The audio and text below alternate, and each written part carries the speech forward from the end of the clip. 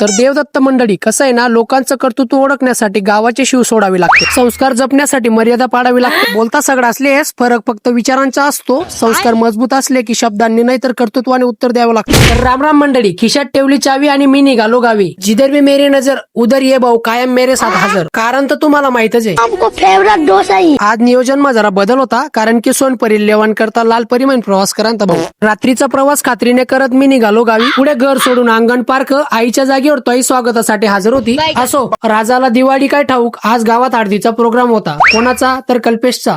भाऊला नमस्कार करून निघालो पुढं. नेहमीप्रमाणे आपला जनता दरबार भरला होता. सगळ्यांना 2 हात नमस्कार करत मला पुढे सगळ्या माम्यांनी गाठलं. माम्यांना म्हटलं, मला भेटून कसं वाटलं तुम्हाला? काही बी म्हणो भाऊ, जिवाडा आणि प्रेम जर कमावणं होई तर मामान गाव मध्ये दाखला ना मोठा हो. गाया आणि माया दोन्ही एक समान भेटतस, कारण की कसं आहे, जिवाडा ना माणसे आहेत ना. आम्या बी आमने एक नंबर आहेत. राजदादा एक सांगू का म्हणे, म्हणता बोला मामी. म्हणे आमनं कसं होई जायले घर ना पोरे उघडा आणि याईनले नेसाला लुगडा, अशी गंमत आहे म्हणे. पुढे आपला आवडता प्रोग्राम होता, वाची तोच नाची वो. म्हटलं चलो बजाव.